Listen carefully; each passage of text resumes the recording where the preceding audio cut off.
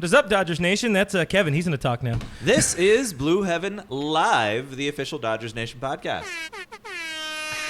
But I need a coin. In addition to watching us live right here on Facebook and Twitter and Instagram? No, not Instagram. Not Instagram. Twitch, Periscope. Well, Periscope is basically Twitter. Yeah, Periscope is connected to Twitter. And you in your can heart. subscribe to our podcast, Blue Heaven, on iTunes, on Spotify, iHeartRadio, and anywhere you listen to podcasts. Or you can go to www.dodgersnation.com and listen to us there. Nope. So what's going on, Kev? I am good. That's not what I said. I didn't ask you. I said, what's going on? There is a lot. I'm good. Anything happen? Anything happened that was big since the last time we were on? There hasn't really been anything going on recently. Oh, wait. We're going to the World Series. Oh, wait. Thank you. Plus, we got a super special in-studio guest, Mr. Rick Krajewski, Boom. the man of many, many stats and a nice Dodger hat. Yes. Welcome to the beautiful DNHQ here in South Pass. Thanks for coming out. This is incredible. I did not expect this. So I thank know. you for having me. It's Like an honor.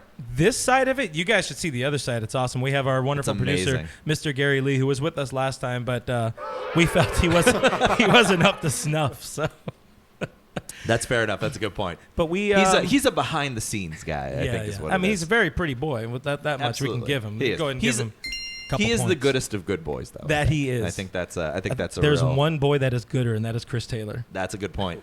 or Ginger Jesus. You can follow Dodgers Nation on Instagram Yeah. at Is it official Dodgers that is at Nation? official Dodgers Nation, or you can follow us on Twitter at Dodgers Nation. We live tweet every game. There's a lot of interaction. It's a lot of fun. Be there. Be there. And be there best. and be square. So, what's going on right now? Let's talk. There was a huge Game 7 that a lot of us were nervous about.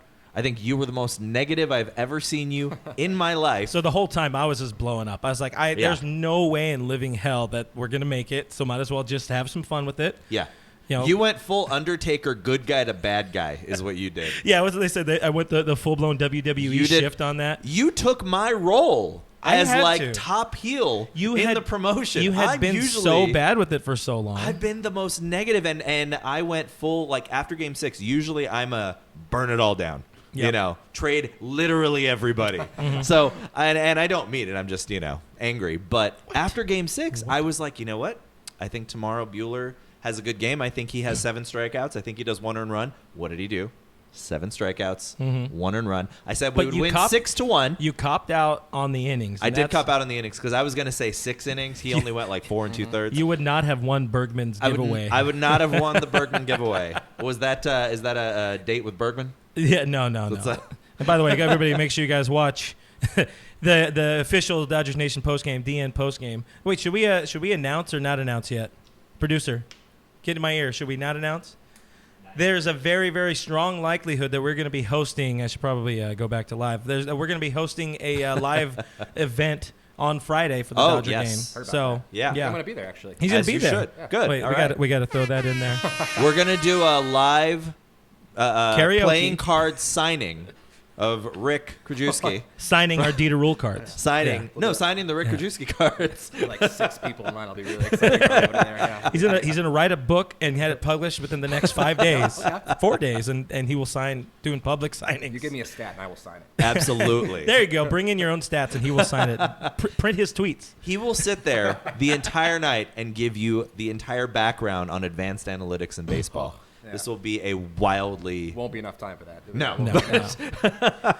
So the way we're gonna run the live side is we're gonna record this for the podcast side, and live people we're gonna get there. We're gonna get to you guys afterwards, but we want to run and conduct our normal sort of podcast side of it. Yes. Which is hanging with Mr. Rick. Yes. So you want to give a proper introduction of the man? Well, here, let's talk Proper-ish. about what we're doing on today's show.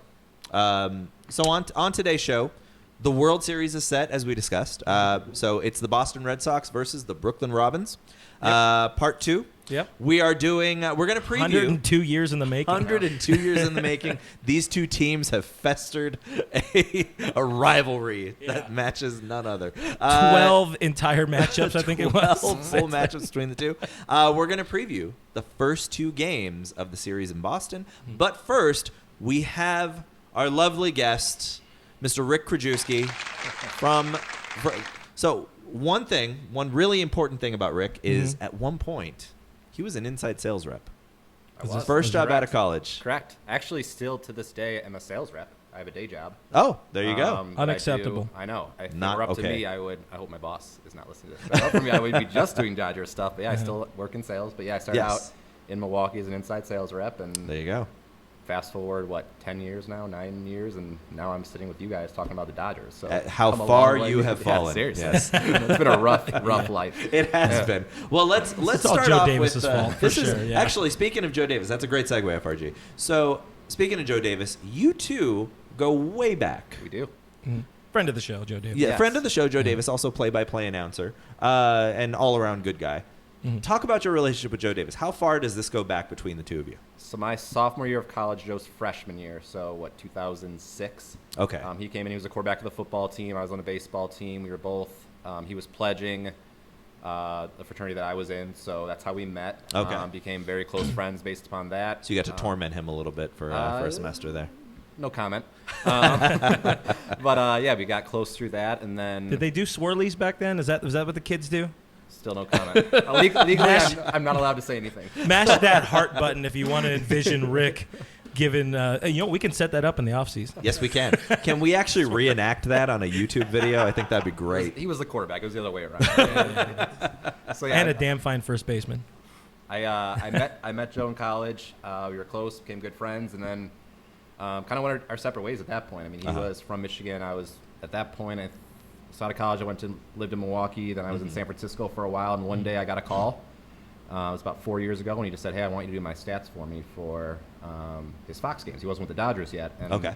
My first question was, like, "What are you talking about? I don't even know Yeah. what that job is." And he's like, "Yeah, you just sit next to me and provide me stats as the game's going on." I'm like, I don't know what I'm doing, but like that sounds fun. Yeah. So at that point, it was kind of his normal guy was out of town or couldn't do it for a couple of games, so I tried it out. And afterwards, he's like, "I think you're pretty good at this." Nice. I'm like, "Okay, all right." So the next Hold on, year, you're pulling back the curtain here. So all announcers don't just have all of those stats on the top of their head?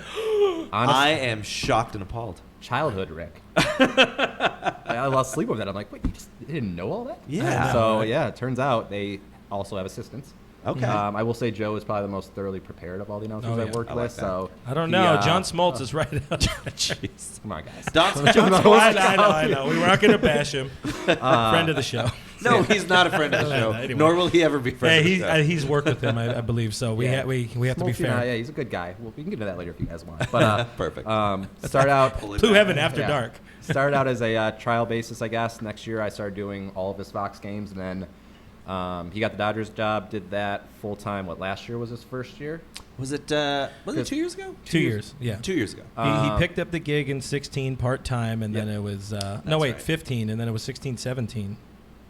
Wait, you know what? No, now I am No, it lost. was 16. Because it was such a Yeah. such a I think blend Vinny's of just last like- year yeah. was 20. I think Vinny's last year was 2015, wasn't it? Yeah.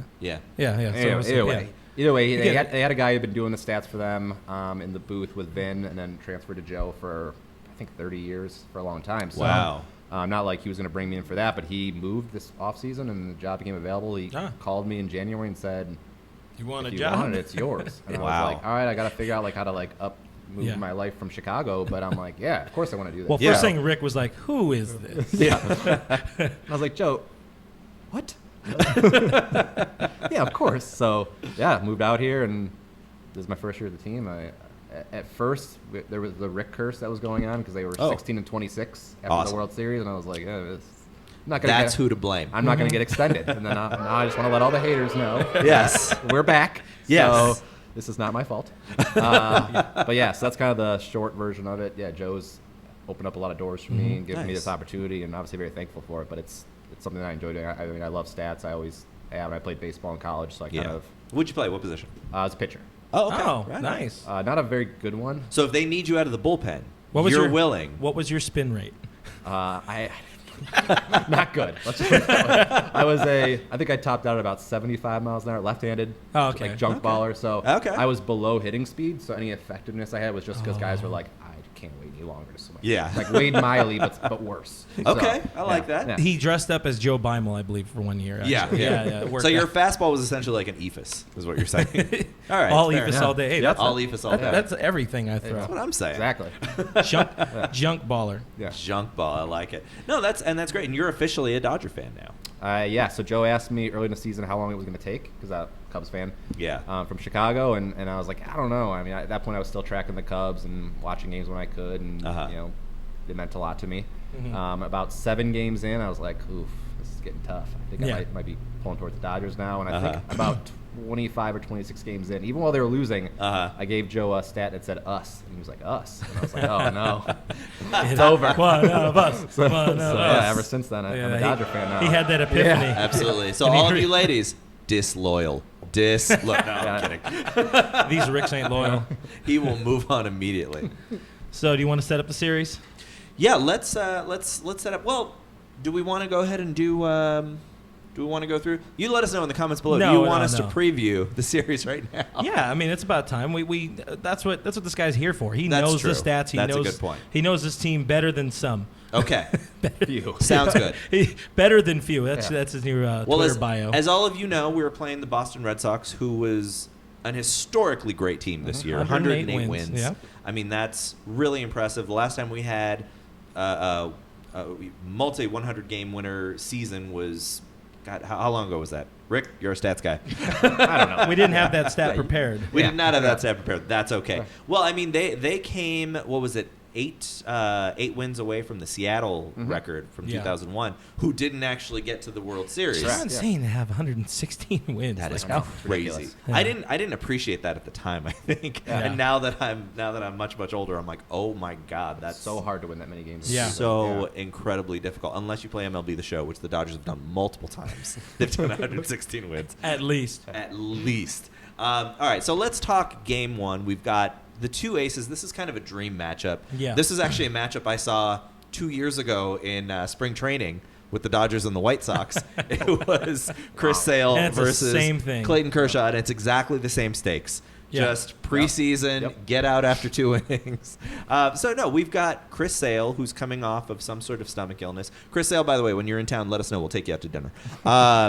Chris Sale versus Clayton Kershaw. And Kershaw, who feels like every year we feel like he has a game or two that he's exercised his postseason demons, and then he'll go full David Price, and then he'll go back to Well, segue to game 2, David Price. There you go. yeah, exactly, which we'll talk about in a bit. But what are you looking at, Sale versus Kershaw? What's the biggest factor in this for the pitching? I think for Kershaw, and we talked about it a little before we went on, but when he goes with the first pitch breaking ball, he's thrown a lot more breaking balls this year in general, but when he goes with the first pitch breaking ball and is able to get that over for a strike, he's a lot more effective. Reason being, he's either first or second this season in first pitch strike rate, and when he just goes with that fastball, hitters are sitting on that. I think hitters hit about 400 off him on first pitch this year, so we saw it in some of the rougher starts in the Yeah. postseason as well as kind of like later in the year. When he did get hit, it was because they were sitting on that first pitch fastball, attacking really early in the count. He's done a lot better job in some of those more dominant starts of saying, hey, I'm going to mix it up. I'm going to keep you on your toes. So Yeah. I think if he does a good job with that, he'll be effective. We've talked about it a lot during the season, and I know in the postseason they've talked about it as well, but he's not quite the same Clayton Kershaw that we've known over the years. He's not throwing it mid-90s. He's not going to gas it by anybody, but he's been really, I mean, the numbers haven't dipped as he's gotten older. So Yeah. even with velocity dropping, he's still putting up the same type of numbers ERA-wise. So I just think he has to really pick his spots. He has to understand kind of what he needs to throw to each hitter, mix in the breaking ball as much as possible, and then I don't know if it's getting too much into the series itself, but I think for everybody, but Kershaw specifically, is I don't want the 4 through 9 hitters to beat us. Yeah, which is what they did to we the saw. Astros. Exactly. Yeah. 1 through 3, it's going to be really tough to consistently get Betts, Benintendi, and Yeah. Martinez out. They're just too good at hitters, Yeah. and that's fine. And we don't want Bogarts to go all Arcia on us either. Exactly. Yeah, exactly. But if you let guys like Jackie Bradley hitting the 9th spot or 8th spot or Devers or any of those Who's guys, been an RBI machine. Yeah. it's unbelievable. For- And yeah. that's how they've been winning some of these games. Like the Astros, they're losing sleep over the fact that guys like that have beaten them. So Yeah. I think the more you have those guys come up with nobody on base where they can do a little bit of damage but not much, the more success Kershaw and the rest of the rotation is going to have. You can't put them in a position to beat you. Yeah. Well, and how much of that is going to 100. depend? How much of that mixing up the pitches is going to depend on who's behind the plate?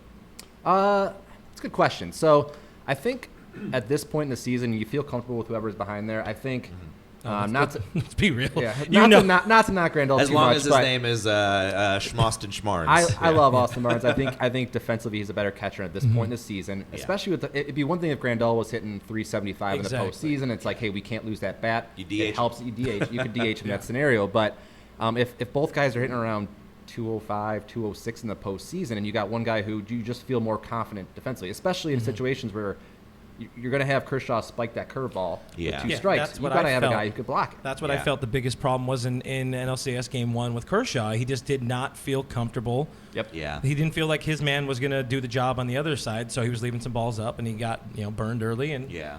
pulled early. Well, and it also feels like Barnes is a more patient hitter. Do the numbers kind of justify that? Yeah, so even early in the year when he was really, really struggling at the plate, he was still getting walks. And I think with him, especially where he hits in the order, he just has to be patient, see some pitches, battle on counts, draw an occasional walk here and there. Yeah. They're not expecting him to hit the cover off the ball. I mean, that lineup itself, I think there's 8 or 9 guys with 20 home runs in that lineup. Yeah. We're not sending Austin Barnes up there to say, hey, you need to go deep. Yeah. So you need to get on base and whether it be hit by a pitch, whether it be a walk, whether it be a Yeah. single, just do a job so that you can either turn the lineup over if it's in an NL ballpark, get the pitcher up, or if someone else is hitting behind you. Just get on base, do a job so the other guys can contribute and do that. So I'm looking at him as, hey, just play your defense, do what you can at the plate, and you're going to be good. And you think he'll be a good game caller then for? I do. If you look at Kershaw? some of the starters, I've only really delved into Kershaw and Ryu, but they actually have better numbers with Barnes on the season. So Yeah. Interesting. the sample size is small. Barnes didn't start a whole lot this year, but I think there's a level of comfort there. So I don't think it's Yeah. anything where guys saying like, hey, I don't know if I can pitch to Austin Barnes. You know what I Okay. mean? That makes sense. And so then, going to the other side of the equation, Chris Sale. What are we looking at with Chris Sale? Well, Chris Sale is for the last 4 or 5 years now, is one of the most dominant pitchers in baseball. Yeah. ERA wise, I think he's in the top 5. Strikeout rate is the highest of his career. I think it was the highest when I looked, maybe in the history of baseball this season. Wow. If you look at his Ks per 9. Jeez. So he racks them up, but he has been less effective of late. And you saw him, I think he won the DL twice in the Yeah, last he only month pitched, and a half. 17 innings Yeah. from August and on. So So- he's not super locked in. He's not a guy that I say, okay, well, we can get to him now because he's banged up. But I don't think he's going in 100% right now, and I don't think they're really going to go out and say, hey, he has a bad back or a bad arm or whatever it may be. The Yeah. stomach thing was a little weird with the belly button. Yeah, what's that going on with was- Hey, but, that was who interesting. doesn't like Yeah. accessorizing? Yeah. Come on. That's true. No, I mean he's got a great looking belly button piercing. Yeah, FRG yeah. does, and it's, You should see his nipple rings.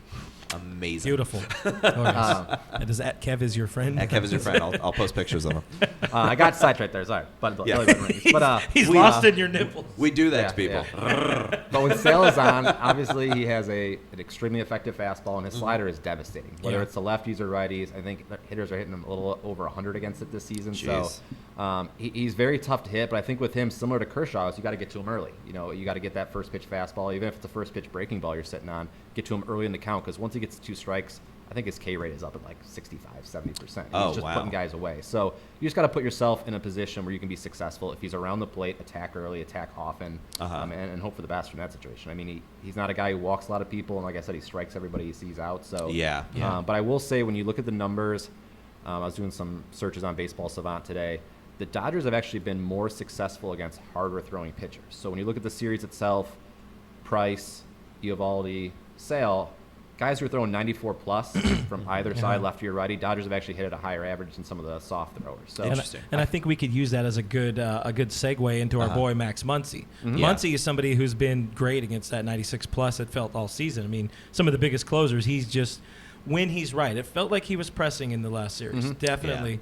But when he's right, he starts to shoot that ball to the opposite field, and it seems like this is a prime opportunity if he gets the opportunity to play against Price and Sale. Yeah. Playing a little pepper off that monster could really finally inflate that average instead of just the on base. yeah, he's a patient hitter, and I think sometimes that gets him in a little bit of trouble. His OPS is so high because he hits for power and he draws a lot of walks. Yeah. But then you also see the strikeout rate when he's taking some of those borderline pitches as well. And then like you said, he starts pressing, saying, okay, now you see him start to expand the zone a little bit. So, Master of consistency, Yeah. 182 in both series. Yeah. Hey, that's it's like pretty the Chris good. Davis master of consistency. I don't know if you saw that. same Yeah, batting average for like 4 years, 3 years. 4 years in a row now. Yeah. That's Worth impressive. every penny. Yeah. Yeah. Well, and it feels like, though, with that high strikeout rate, that's something that, and I think as someone who's been watching baseball for just a really long time, it still bothers me a lot. But front offices, they're not looking at that anymore the way that they used to. No, I mean, it bothers front offices more when you're striking out with runners in scoring position or run around 3rd and 1 out. Which is something we never, ever. Oh, wait, I'm getting word. That is all we do. Yeah, No, the Dodgers hit it's 600 tough. with runners in Yeah. scoring position. No, it's conversations we've had in the booth of, okay, yeah, we know they struggle in runners in scoring position, but why? Like, what's going on here? It's Like, what's the just situation? Been one of And- those anomaly years. Yeah, It's really felt like. it's tough to watch at times. And then I was at game 3 at home where 13 Yeah. innings, and it's like, We were there. Yeah. Oh, no, it was game 4. Yeah. is it game 4? He and I were there. Where it's like, okay, And we- is anyone we gonna get a hit survived. with runners in scoring? It was just ugly, and they're striking out, and they're not really capitalizing on those opportunities. But at the end of the day, it's like the Dodgers are kind of dancing with the date that brought them. I mean, they've been home run reliant this season. You saw Yeah. it in the NLDS. I think 70% of their runs were off home runs, Yeah. and they look great. Yeah. NLCS, I think it was 39% of their runs were on home runs, and they struggled. Yeah. So yeah. what does that mean to me? I kind of like their odds. The Red Sox don't really lead the league in fly ball rate against in their pitchers, so they tend to give up more fly balls. That ballpark, short porch in left Yeah. field. I look at the 305. Dodgers. Yeah, it's Crazy. It's impressive. I look at fly ball rate for offenses. Or I looked at it earlier today. Dodgers are 2nd in baseball, and I was like, okay, well, how does that compare? What about the other teams that were higher? How did they do it in Fenway Park? I believe it was the A's were first. They're the only team ahead of the Dodgers. They hit 2.5 home runs a game in Fenway. So Oh, wow. it bodes well when you look at the number like Yeah. that to say, okay, if they can get some lift on the ball, especially with the power coming from the velocity of the pitches, maybe they can do some damage there. Okay. We kind of sort of had that same problem last year. You know, we went into Houston's park, and it was, you had Puig was famously talking about, oh, this is a child's park, and you try to press and force the pull Yeah. off the monster or off that little bandbox in Houston, and then you start either just lifting a ball or whatever it may be. So yeah, there's a lot to be said about a line drive rate, or a line drive also going with that. Yeah. I guess it's the proper launch angles we really need. Do it, guys. Come on, just do better. That is We'll get pitching there. We'll coach figure it out. FRG. Yeah. Well, with that short porch though that you were talking about, and with the odd size of the Green Monster, it does seem. I mean, what are your thoughts on? Do you think the Dodgers, like FRG was pointing out, basically just play pepper off the monster?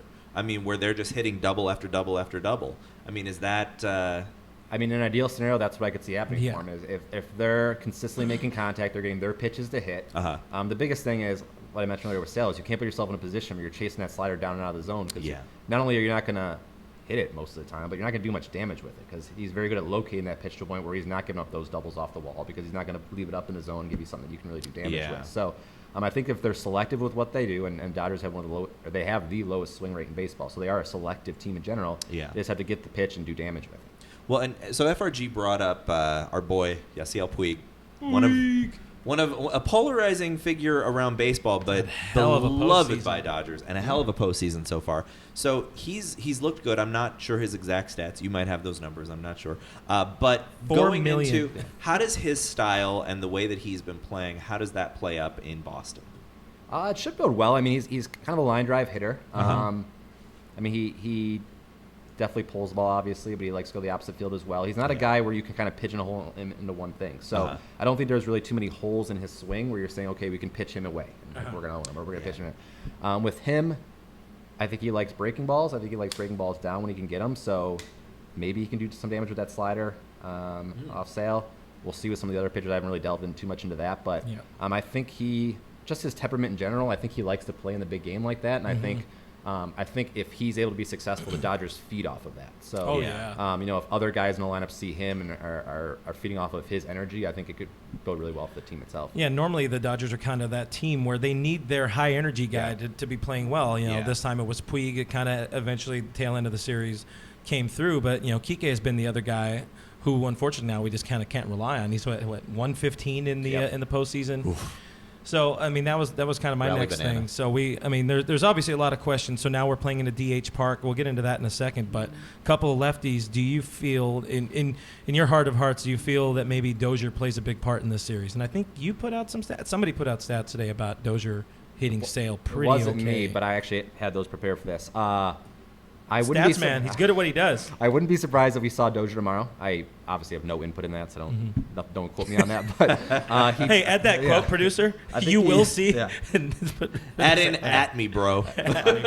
Obviously, we brought Dozier here to hit lefties, so it'd be the right Yeah. scenario Yeah. for that. I think he's 12 for 47 lifetime, so a little bit above 250 off of him, which is solid for against Okay. Sale. Yeah. And 7 of those hits were for extra bases. So Yeah, I think he had like 5 home runs I off think him or it's something. 3 doubles and 4 home runs, something Okay. like that. Wow.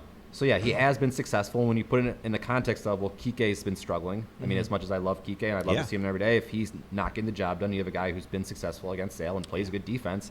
I could definitely see him in the lineup tomorrow. I'm not sure about the rest of the series. I guess it would depend on kind of playing the hot hand at that point, but True. it's nice to be in a position where you have those options. That's for sure. Yeah. You could also see a scenario where if they want to put Muncy and Bellinger in the lineup, it'll be tough against the lefty, but they could do the Muncy second base, Bellinger at first thing. Although, actually, no, take that back. Freeze will be at first. Freeze So- will be Yeah. first, so yeah. Muncy at second, Freeze at first, Bellinger at somewhere in the Well, outfield. he'll potentially, he'll but- probably be in center, but that's So- where you start wondering now. Like, so you got the DH spot to play with. Yeah.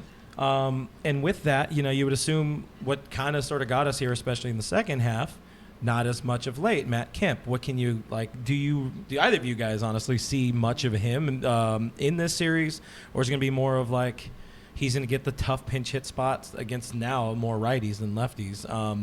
Or is he somebody who could DH a game? Let's go with you for a second. I want to know your opinion. I wouldn't DH Kemp. Just if we're being Because he's honest. wheels. Hell yeah, he's wheels. Yeah. in the outfield. Exactly. Center field, throwback Thursday, kids. TBT. No, I would not DH Kemp in this series, but I would pinch hit him, especially at Fenway So he because doesn't- it's a smaller He park. doesn't break your starting lineup. He doesn't break my starting lineup, but I do bring him in a pinch hit situation, regardless of the handedness of the pitcher, just because of the size and the dimensions of Fenway. I think Kemp's power plays up.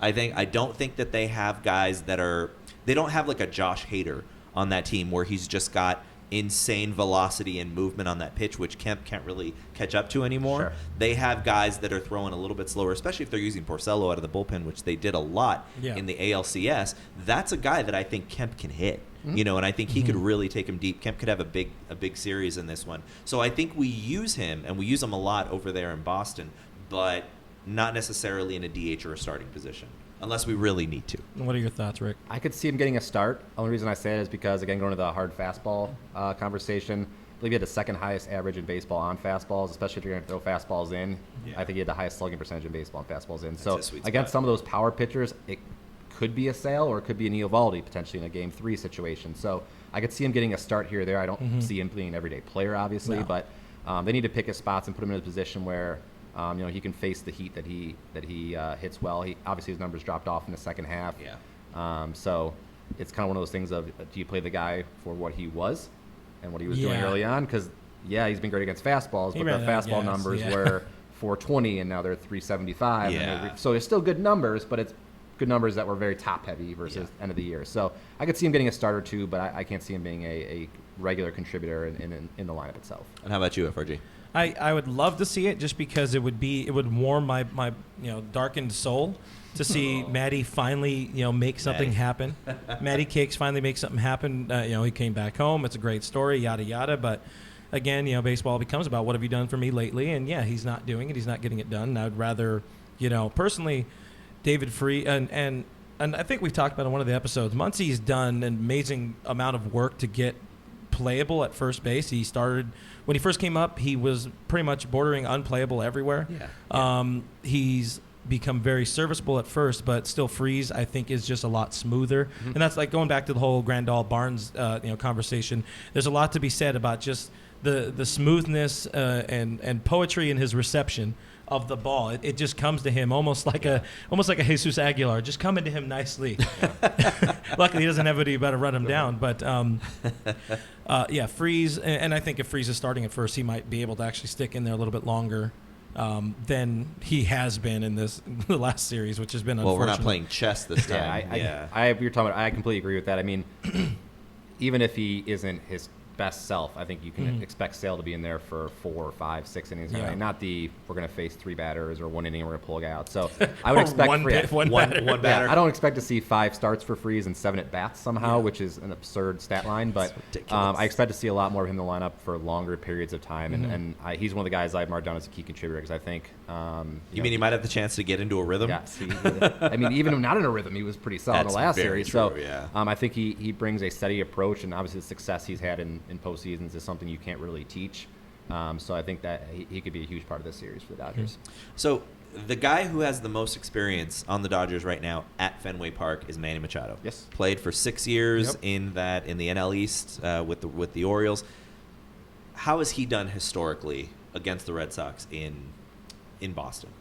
He's been solid. I specifically, I just want to talk about him and Sale, actually. He's Oh, yeah, please. 6 for 19 against Sale in his career, 3 of those hits for extra bases. So not a huge sample size, but Okay. a little above 300 against him. So, Yeah. again, when you talk about Sale historically, he's very unhittable. So Yeah. I think he's someone who will feel comfortable there, especially knowing the dimensions, knowing kind of how to play there. Yeah. I think he could be another big part of the series, and especially with where he hits in the lineup, he should be, and he needs to be a big part of this series. So especially in Game 1, I could see him being a key contributor. He's someone who's had success against Sale before. So All right, so we've talked about some of these best case scenarios, Uh-huh. what we think about some of these guys that are going to do well. So now let's kind of go to the other side. Let's see, who are we worried about in this series for the Dodgers? Who are we thinking this might not be a good series for them, just based off of what the Red Well, Sox? I would say I have one more. more on the Dodger side, and it'll be real quick. I think it's a yes or it's going to be a yes or yes answer for you guys. Maybe. There's no way in hell Chris Taylor doesn't start every game, right? No. Guy's hitting over 350 in the postseason. Yeah, he's been phenomenal. I made Yeah. sure it was hard to Yeah. answer. Yeah, he's got. I think I saw the stat today, and correct me if I'm wrong, but I think his OPS for the playoffs is over 1,000. Correct. Yeah. Yeah, dude has Insane. been just. He has that clutch gene that we talked about. What did I Yeah. say when I was at the game? Now I've extended this, but when I was at the game, the first where he made the big catch sliding in front of Bellinger, what eventually become the the Bellinger walk-off game at Yeah. Dodger Stadium. I mean, that was just and while whoever we were talking to last week didn't agree with me, or Michael Duarte didn't agree with me about him being a man, Chris Taylor is a man. That is a man's man making those plays. Yep. And I was like, God damn it, that is a man. That's what I yelled. He had that BDE, and you kids on the Twitter know what I'm talking about. Anyways. Look that up on Urban Dictionary. All right, so let's go. No, that's a good point. I'm glad you brought that in because Chris Taylor has been. Anytime we can get in some Chris Taylor, it's a good time. Absolutely. Give myself a point. Well done. So Socks. yeah, who are we worried about on the Dodgers though? No, on the Dodgers. Who are we worried about that we think might struggle against this Red Sox team? I don't know if I have a specific players picked out. I think when we do struggle, it's the bottom of the order isn't really contributing. And so you get 1 through 3, 1 through 4 who are getting the job done, and then offense just falls off a cliff. So you find guys like Turner getting on base, and then we can't drive them in. Or Machado getting on base, can't drive them in. Yeah. So I'd be, I guess, a little concerned. We talked about earlier, Austin Barnes. We don't really need offense from him, but it'd be nice if we got some offense from Yeah. him. That'd be great. So It's funny with Barnes, and you looked at I think MLB put out the comparisons against each position and all that, or whatever, position comps.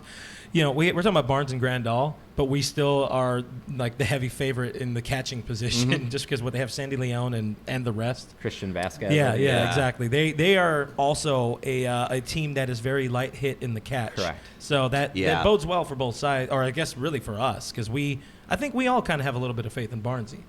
Yeah, I would agree. Like, at least to get on base. Here's the thing, though, and this is something that, as I was kind of doing a little bit of research on the Red Sox, kind of doing a little bit of research, and then drinking. Their offense and their lineup almost seems like a mirror image of the Dodgers, where it's really top heavy, and then we kind of get into role players who just shine at opportune times. Is that kind of whereas like. The Astros felt like it was just murderer's row all the time. Yep. Yeah. Every one of those guys can hit. Same thing with the Yankees. It's just the bombers. But the Red Sox feel a lot like the American League version of the Dodgers. I'd agree with that. I mean, we mentioned earlier, but the top 3, 4 guys in the order who are going to hit, and they're going to be a problem all series. But I hope Brock Holt's not listening to this, but I don't think Brock Holt off the bench or when he gets a spot start is a guy who's putting a lot of fear in me. Yeah. From a lineup perspective. I don't think Sandy Leon or Christian Vasquez. Those guys have contributed at spots throughout the year. Jackie Bradley, I think he was ALCS MVP. Yeah. He hit 190 in the series. Like, Yeah. he just made his hits count. So Yeah. that was a situation I thought about. You can't have a guy like that beat you. But, I mean, those aren't guys that really intimidate me. They play their role really well. They Yeah. contribute when they can. They play very good defense, which is what they need. But I would say, yeah, same thing as the Dodgers is you have that top-heavy lineup, and you have a lot of guys who can do things for you. But I'm not putting that lineup together saying, okay, I need Sandy Leon to have 3 hits today, otherwise the Red Sox aren't going to win. You know what I'm saying? So, like you said, kind of a mirror image. That said, where it's kind of different is when you look at runners in scoring position. Dodgers got better as the year went on, but were pretty low in terms of National League rankings. The Red Sox, on top of being first in almost every statistical category, were first in hitting with runners in scoring position. I think are hitting above 300 in the playoffs in runners in scoring position. Wow. So they've been clutch in that regard. So that'd be one area that's where I'm saying, hey, we just got to prevent this. Yeah, every story is we got to prevent runners getting on base, but getting beat in those scenarios. So you're saying the Dodgers need to score more runs than the Red Sox? And not let base runners get on. Yeah, I like perfect that. games would be ideal. I like that. That's a couple of points for him. Hashtag analysis. I like that. Outscore your opponent. I'm very Outscore your big on opponent. that. Kids, outscore your opponent in baseball. You might win. Can I bring up a topic? Please do. absolutely. Because I don't think it was talked enough, and this is not a shot at my friends at the Fox Network, but there was a lot of talk in the last series Shots about fired. Wait, we finally get to talk bad on Buck? No. Do it. Yes. No, I love By the way, I've been looking at the stream. There's so many people talking bad on Buck. It's great. Anyway. The Brewers bullpen was a phenomenal story all season, and they Yes. pitched very well in the playoffs, and they're the reason that they got as far as they did, and it helps that Yelich and Kane were very good. I don't know if there was enough attention given to how good that Dodgers bullpen has been. Not only in that series, the wonder why. entire playoffs. They were incredible, and they are the reason Absolutely. that we are going to the World Series now. Because Oh, yeah. they did enough. They got the job done until the offense could deliver. And I don't know. It just wasn't talked about enough. It bothered me because they've been so good. Yeah. Well, that actually kind of goes perfect because I wanted Yeah. to talk the pitching side, and I have the numbers because I like to consider myself F Rickenchewski. I'm Well Fat done, well done. Rickenchewski here. Fat Rick. Bullpen LAG. You're Pickle Rick. Dodgers bullpen 1.45 ERA in the NLCS. That's insane. 1.3 in the entire postseason. That's just beyond insanity. And this is something where all season it's like, oh, they've been so, oh, they're the problem, they're the problem, they're the problem. But what was it, since March 17th, Dodgers have the second best bullpen in the National League. The numbers have just been there, and you have guys, you didn't expect this out of Caleb Ferguson, but you feel good when he comes in. Some people's good personal friend, I can't say his name. I call him Voldemort. Yeah, he who must not be named, Pedro Baez. I'm not allowed to say it. He's not allowed to say it just because every time he mentions his name, Baez does something terrible. Plus, my old lady will literally kill me if I yes, do. yeah. 'Cause, yeah, So she's very so big. I'll say his name. And So normally when he'll I need to has say it, he I has to say point to him. Voldemort. Yeah, Yes. I call him Voldemort, or I just point to him, and he says the name for him. But Yeah. going the other He side, will jinx him. I believe in jinxes, so don't Yes. worry. the other thing too. I mean, we went into the whole series. It's like, or we're going into the postseason. You don't know. Oh man, what Kenley are we going to get? The lack of attention that Kenley has gotten this postseason is absurd to me because he's gone 10 scoreless innings, 10 2/3 scoreless innings. He struck out like no runs and 6 2/3. 6 2/3, Yeah. 10 Ks in the postseason. He's Kenley of old. Yeah, Yeah, is yeah. Kenley? No, I'm saying is Kenley even beyond Kenley now? Like I've never seen him this hungry, and he's a dude who's never missed a meal.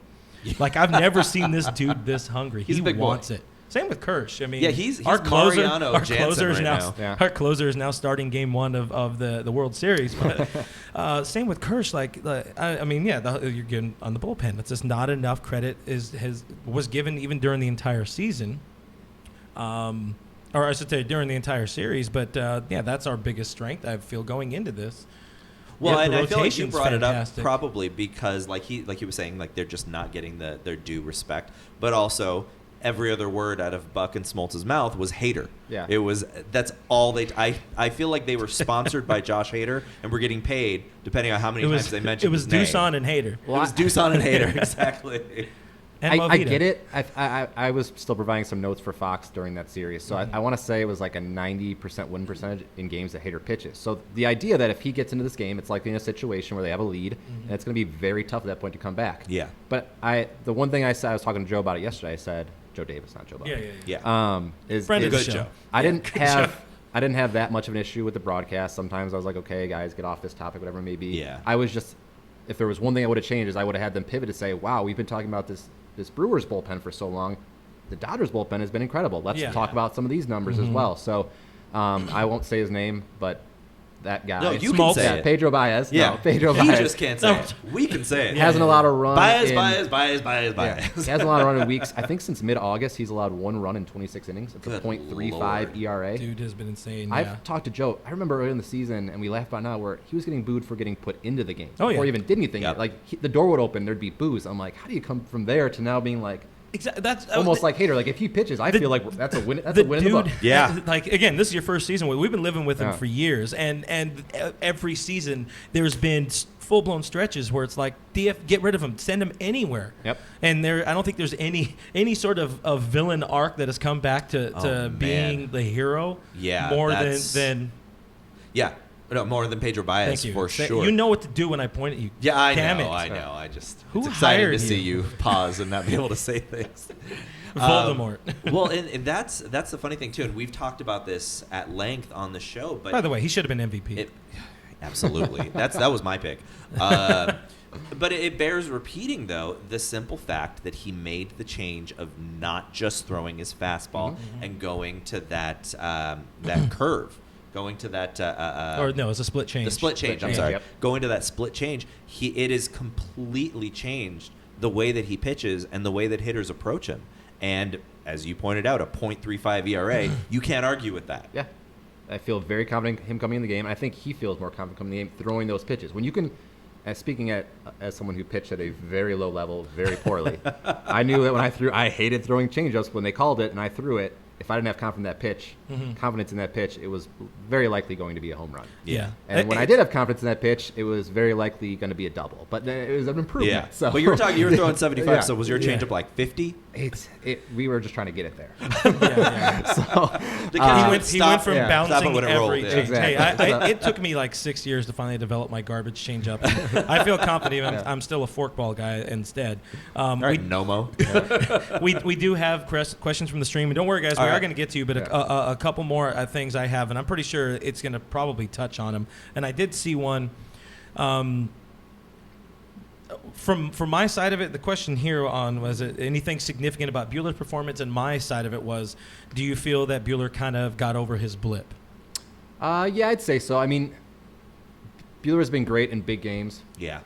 Regular season, game 163. I mean, he's been phenomenal. And he's not the kind of guy, he's the kind of guy I feel confident in because, as other teammates have said, no one's more confident in Walker Buehler than Walker Buehler, which is great. Dude has the Kobe gene. Yeah. Yeah. But every start, kind of in these scenarios, I always say to myself, I just need him to get past that first inning or the first couple innings where your heartbeat, because, again, pitching at a very low level, whatever, the bigger games, like, you just can't stop it. You're nervous. You just want to. Yeah. And he comes out there and you just say, don't throw fastballs up in the zone because you can't get, your equilibrium right out there. So there's always kind of that feeling of, okay, we'll know pretty early on if he has it. And I think in that Atlanta start where he struggled early on, he was struggling to find his zone. And I was like, Joe, I think this might be the start where he's just a little bit up. He's a little bit too amped. Yeah. And he doesn't really have it that night. And we saw him, he was ineffective out of the zone. And then obviously the grand slam, which hurt him. Yeah. So, But then he did calm but then down he- right yeah, after he that. settled He in, was yep. dominant.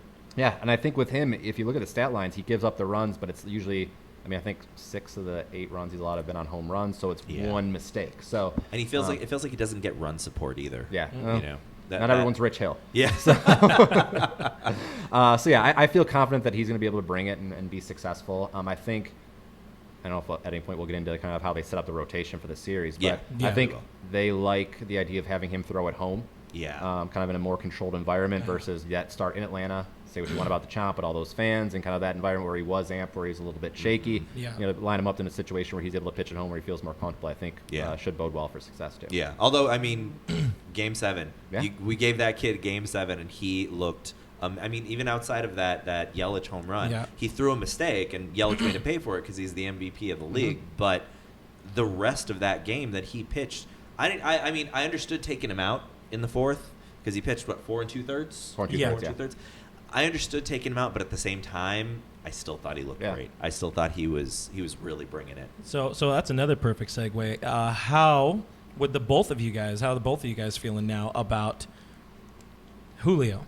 Has he eased the concerns, and do you feel? He's made this roster. He has to make this roster. He pitched 2 innings. He pitched pitched back to back, back-to-back. back to back, and Big looked outs. good. Was just Our Lord That's and the Savior thing. Chris Taylor helped out on That's one. But, true. Uh-huh. But that's the thing that I think we always forget about Julio is, God, that he just throws the heat. Think of he how throws long the we've been heat and talking he's about got him. Movement. Yeah. I know. And he's only, 21? Yeah. We've been talking 22 about it now, for yeah. years. Dodgers land. He's been like the guy. Uh-huh. And oh boy, you're gonna have some fun with stats on him next year. yeah. 'Cause Oh, yeah. if he's not in the rotation, so help me. I'm coming over there, honey. If you're still around, Honeycutt, so help me. No, he'll be replaced by Utley this offseason. Oh yeah, there you go. No, I'm saying bench coach. I think Bob Guerin walks. Yeah, That's personally so what I too. think because there's so many managerial openings, Yeah. including. Oh wait, no. Angels has hired Osmus. Yep. Never mind. No, he's staying. He's staying. Yeah, he'll be back. Bob, Cool. Bob Did will he be not back. make any changes to the staff in this Well, I podcast? don't know. I mean, Honeycutt said he was going to retire last season, and he still has a love for it. And I think that's going to be the biggest driving force for Honey to stay around. Is now he's got Bueller. He's got the Yeah. next best thing that's ever happened to him. Yeah. He's got had a 10 project to work with Yeah. and something Yeah. to help mold and, Or he wins a championship and is like, okay, I've done my Yeah, job, that's our- and now I can retire. But So to answer your question on Julio, I think the two things that I was nervous about going into this past series is he hasn't pitched in very many high leverage situations because a lot of them were clean innings, up 6-7 runs, whatever Yeah. it may be, where he looked great. And the idea of, okay, well, you throw him, then you have to sit him for 4 days, 5 days, like a starter, Yeah. even if it was just one inning. So as soon as he went back to back, and as soon as he pitched in a high leverage situation, I was like, yeah, this kid needs to be on the roster. So I feel pretty confident not Yeah, only he got him the being on the ultimate roster, high leverage. yeah, but also that he'll be used in those situations as well. So big time. So Let's go to a couple of comments, yeah, questions. Real So quick. you, Yes. friend of the show, Amanda Smith, Oh, Amanda yeah. R. Tubbs. You never tempt baseball Satan by was it flippant name usage? Look, I can say He's a FRG bad as much man. as I want. But you said the Voldemort's real name I so many did times. say his name a That lot. is bad. That is I bad did. Jobu on that one. How the actual dare you? We also have we have a question actually, and we'll give this one to you. Uh-oh. Janet Sanchez from Periscope says, should we expect a different Grandal in this series? oof. I don't know how much we're going to see Grandal, if I'm being totally honest. It's tough. I mean, I think with him, he's just pressing a lot. Yeah. I mean, he's in a situation where, I mean, obviously you have to catch the ball on every pitch, and that shouldn't be like that hard of a play. No, he thought he but signed up to be the dropper, not the Exactly. catcher. So I think when you're Wow. in a situation where everything you're doing is magnified to that regard, Oh, and yeah. the bright lights Yeah. are on you. I think it's just one of those things where one thing turns into another thing, turns into another thing, and now It's- he's just pressing, and it's like, okay, I'm also struggling at the plate, so Yeah. it's tough, and you kind of saw it with start of the year. Austin Barnes was a starter catcher, Yeah. and then Yeah. Grandal started opening day, but regardless, Austin was going to be the guy, and then he wasn't hitting, and Grandal was. boy, and you was saw he not Barnes hitting. start Yeah. pressing, and it's tough in those situations, and it's a very human game of, okay, I want Yeah. to succeed, I want my team to win, but I also want to be successful out there, and I think Yeah. he's just trying a little bit too hard at the plate, and so we see it with him. It's interesting if you look at his numbers over the years, like to start the season, he always comes out hot. Yeah. Yeah. After the All-Star break, always comes out hot, and it's just when he's rested. Yeah. He has some time off. So I think he caught the most innings of his career this Yeah, year. he Dude did. is gassed. Yeah. And so I think he's just run out of steam a little bit. Mhm. We'll see if kind of staying these last few games and having a couple days off, maybe if he gets put in the lineup, if he's a little bit more focused or whatever, a little bit better Mhm. approach at the plate. But I think it's just a case where a catcher late in the season, I mean, you just kind of wear down a little bit. Yeah. So Yeah. If he starts a game, it's probably at home, and he's going to hear the boo birds there, Yeah, but it's not going to true. be anywhere near as bad as he would hear in Boston. yeah. Yeah. Well, and we do have a question here about ins and outs on the roster. Do we think the roster changes going from the NLCS to the World Series? I would say for me, the only change that I would consider making is dropping Wood, giggity, and adding in Stripling instead. Interesting. If I dropped Wood, I would bring in Alexander. I'm a Oh, yeah, Alexander yeah, stan. yeah. It was We surprised wanted Alexander that on he's both gone. of the past two rosters. And Yeah. think about this from where we've been in years past. We have some quality arms just chilling in the taxi squad, Yeah. just hanging around with us. Like That's how deep this team is. yeah, it's not just Brandon Wood and Jansen and pray whatever deity How's you Brandon want. Wood? Oh wait, not Brandon Wood. Brandon Morrow. Yeah. Oh, yeah. Brandon Wood's a person. I'm sure we know a Brandon Wood. For me, Alexander's. I mean, he didn't close out the season that well. Uh-huh. It wasn't anything where I say, okay, he needs to be on the roster. But you think about that ballpark, a little bit smaller dimensions. You want a guy who can come in and face a lefty and get a ground ball. His Yeah. ground ball rate, specifically against lefties, is highest in Major League Baseball. So that's a situation where you put him on the roster thinking, I'm only going to get 1-2 outs from him in a key lefty-lefty situation. That's kind of what they're using Wood for. Yeah. And I mean, Wood has more experience, I guess, and Wood, in his last 3 innings, has been solid. Yeah. But early on, you saw him put into lefty-lefty situations, give up 2 home runs. So Yeah. if you're looking at that, okay, we need to keep the ball in the ballpark. We're going to put him in to face a guy in a lefty-lefty situation where we need an out or we need a ground ball. I feel more comfortable in that scenario putting Alexander out there than I do Alex Wood. I would agree with that, That 'cause- would be the change. And plus, Scotty, the velo's up. He's got about 5 Yeah. more miles an hour on that ball. I mean, By the way, kids, velo is velocity, in case any of you weren't sure. And The more knowing you is, know. knowing is half the battle. Yeah, he was a big shock, and I do think when he was dropped, Alexander, and I do think he's the right ad. If anything changes, also he's really good at the ground balls because he loves or ground ball double plays because he loves coming in and walking the first dude. Yeah. He's very good at that. He loves padding his own stats. Well, here's but- my other question with the left out thing, with the left guy, the left-hander. Can we just sign Joe Beimel? Is he available right now? I Can mean, we he's down sign the him and bring street him in in? Torrance. He's not not very too far away. We can get He him to won't- Boston they pretty don't quickly. they do not respond to my emails. Look, Try to get him on the show a couple we of can times. fly him out. I'm no Bobby Crosby. So. You are not Bobby. We can fly him out. We can get him a Dodgers Nation bathrobe. Ooh. No, that was on the table. Is that Yeah, that was available? Yeah, we could Oh. get him the Gary Brandt tequila for his hotel room. We'll be. You just got to good. pay for it yourself. Yeah. Pay for all of it, but yeah, it'd be great. Gary Brand tequila. Gary's Brand So tequila. apparently during our cast here, they did announce that Kemp will DH tomorrow. Okay. That makes So Interesting. yeah, I mean it does make sense. I think he Well, where do we hit him then? probably in the DH spot, Dumbass. Where does he hit in the 5 or lineup? 6. 5 or 6? Yeah, that'd be my guess. Yeah, I think Bellinger will be in there, but I would imagine Kemp in front of Belly. Okay. Well, here's the most fluid. What feels like the most fluid aspect of the Dodgers lineup. I want to know about your fluid, my friend. Giggity. Who leads off? Taylor. I wish I knew the answer to that. Taylor? Taylor I would for go me. Taylor. Yeah. Taylor. Yeah, I'd probably go Taylor too. You know what they say? Brilliant Ricks. I'm fat, Yes. I'm Yeah. fat Rick Rajewski here. All right, let's move to we've talked a lot about game 1 and kind of the series in general, but let's move to game 2, which what it's lining up to be is David Price and all of his playoff demons versus D Mountain.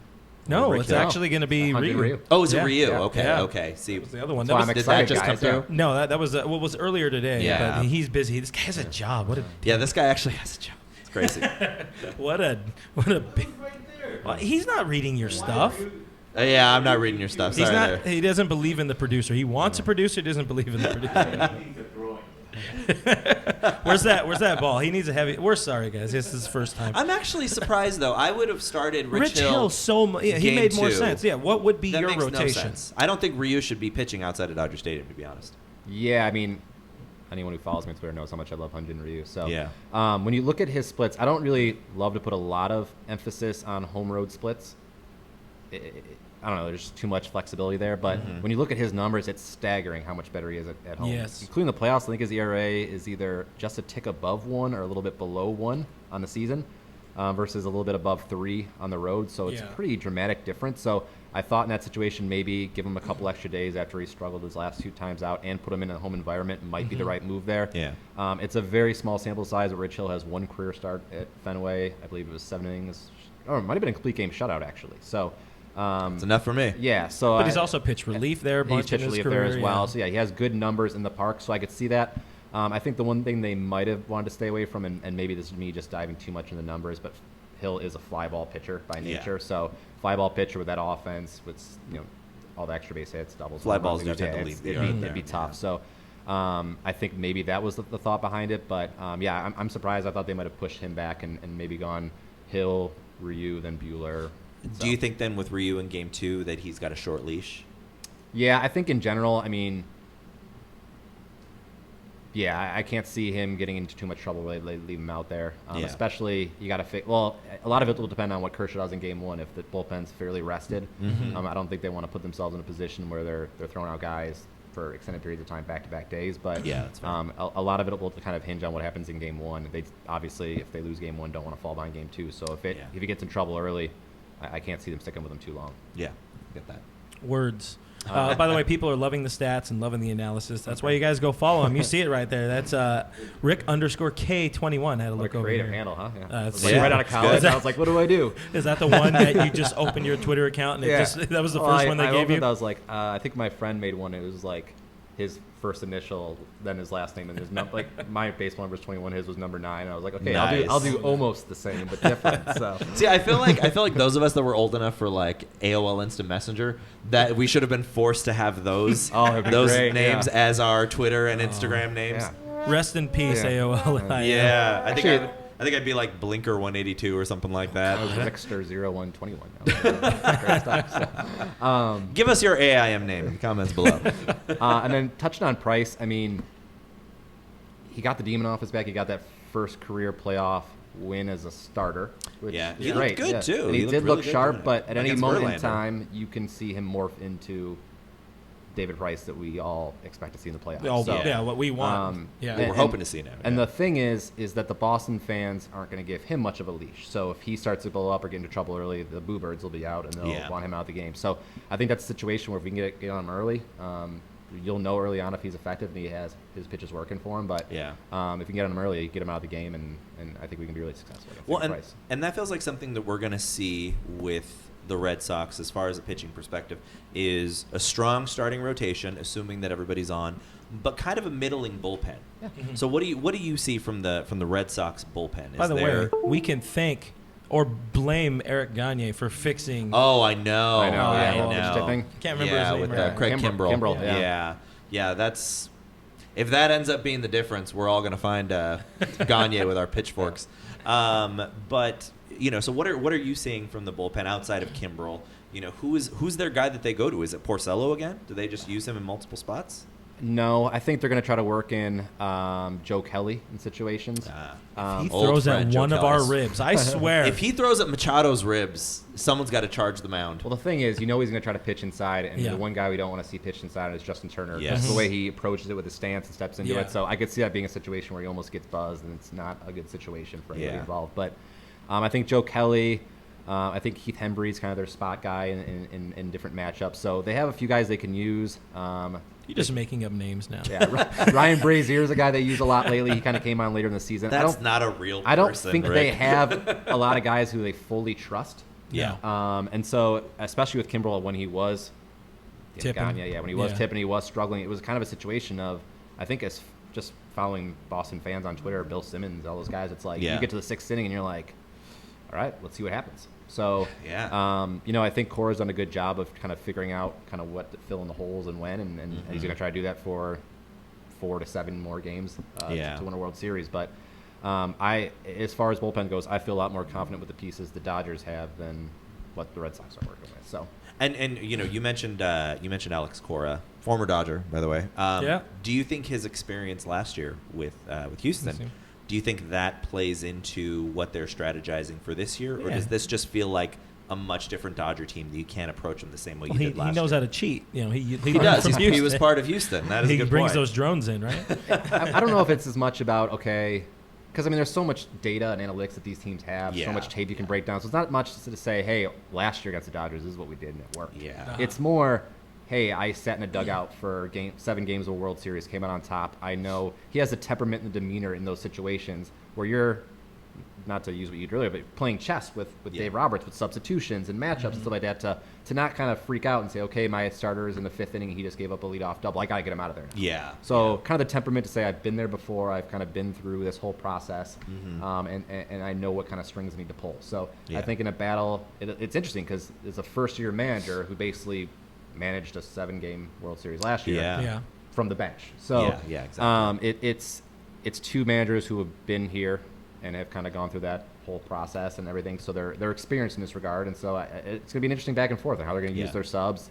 The Brewers kind of burn freeze in those scenarios. We're going to see Yeah. more more of him. But how is Roberts going to use the guys off the bench? How's Cora going to use his bullpen? It should be interesting. I'm excited to see how it plays out. Yeah, no, for sure. And then conversely, talking about that, Dave Roberts. You brought up Dave Roberts. Dave Roberts famously has a lot of experience at Fenway Park. Mhm. How does that play into the series? Does that give a little bit more insight to the guys in the Dodgers lineup?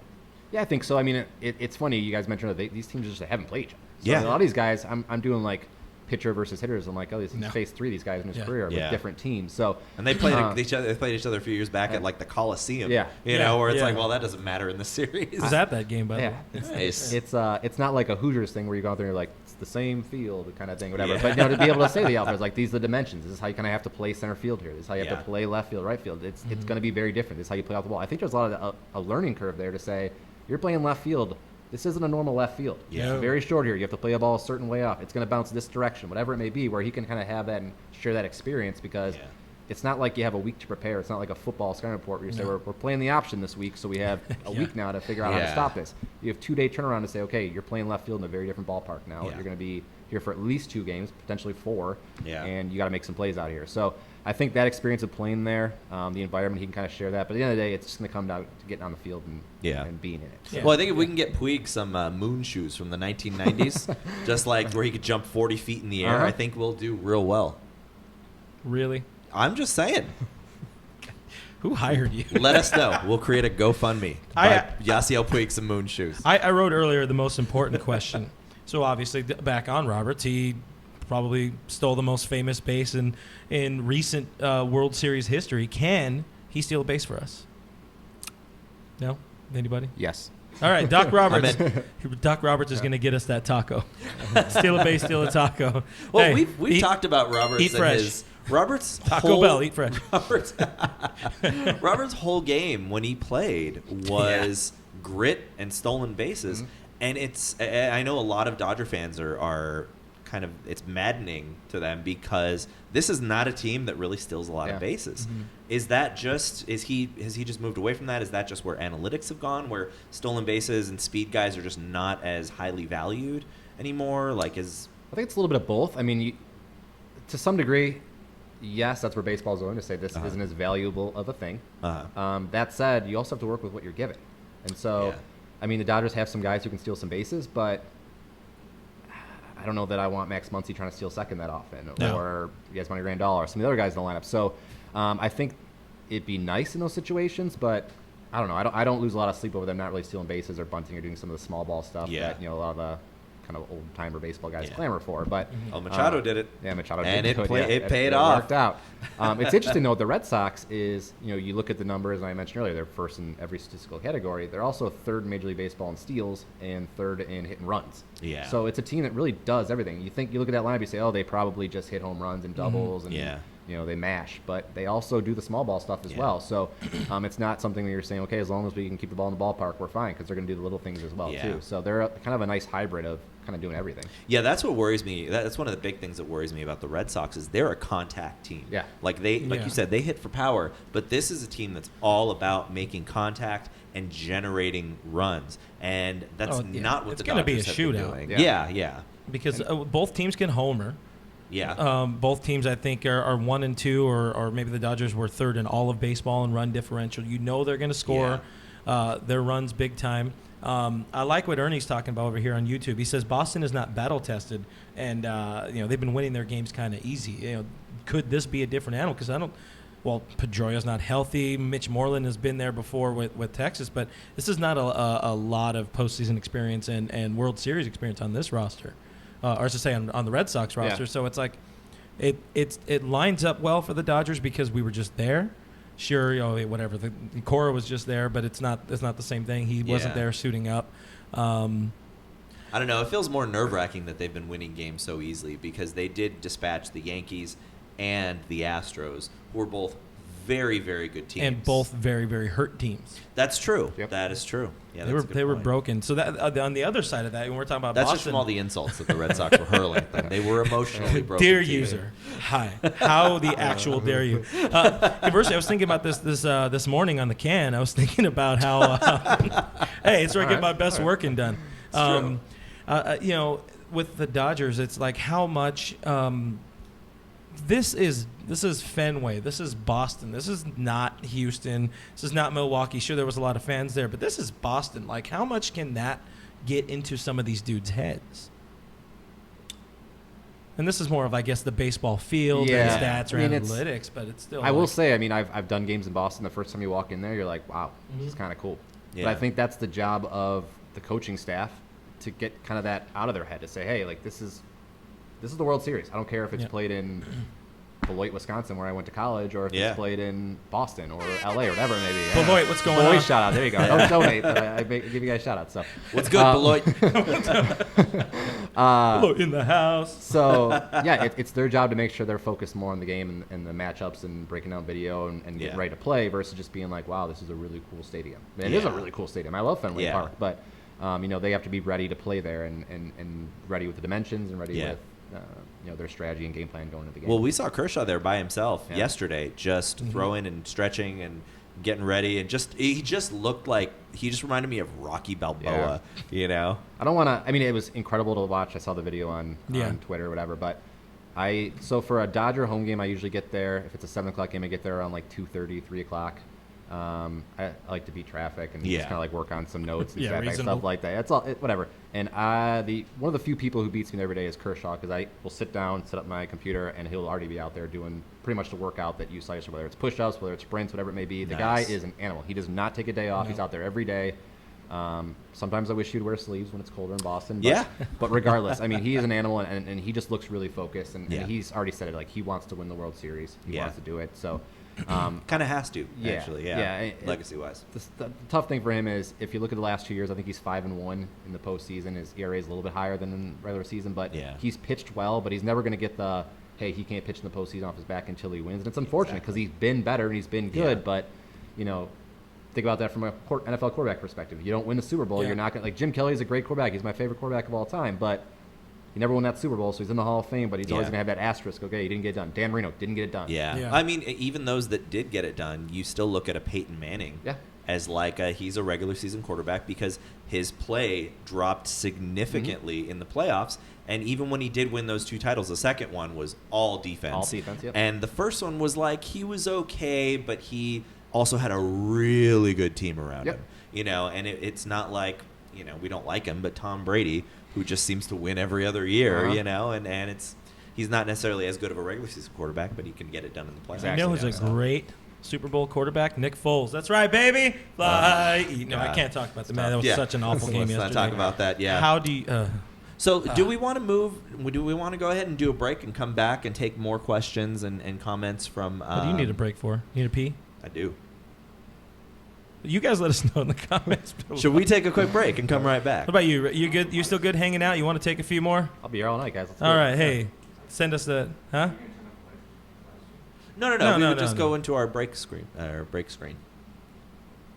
We have a break screen now, guys. We do. FYI. All right, well, we're going to take like a couple, I guess a couple 2 minutes. Yeah, we're just going to take a 2-minute break. It's going to say special guest coming up for a second, but or it'll say technical difficulties because that's the greatest break screen no, I'm not, ever. I'm not running for that. All right, we'll be BRB, gang.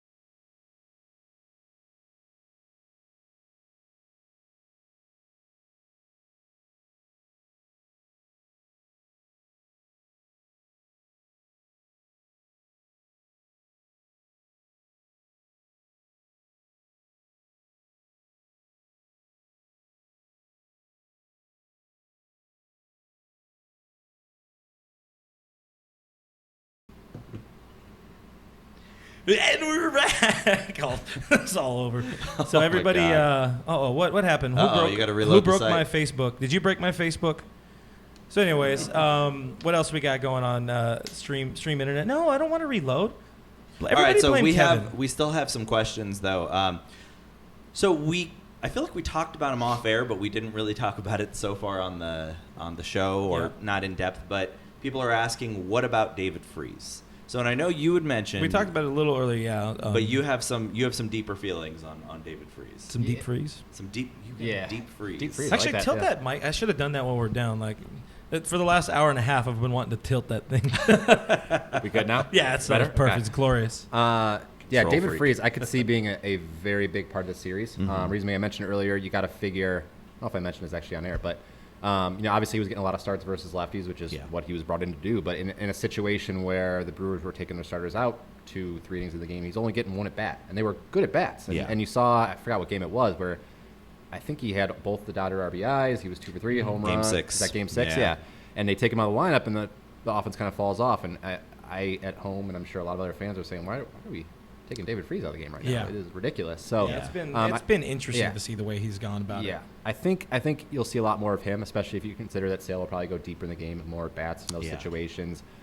Same thing with Price. I know they're hoping to get 5, 6, 7 innings out of him, so Yeah. he'll get more opportunities there. I think he'll be a big part of the lineup and the offense, especially when you consider his past historical, his pedigree in Yeah. the playoffs. And some of the big hits he's had both for the Dodgers and the DS against the Braves.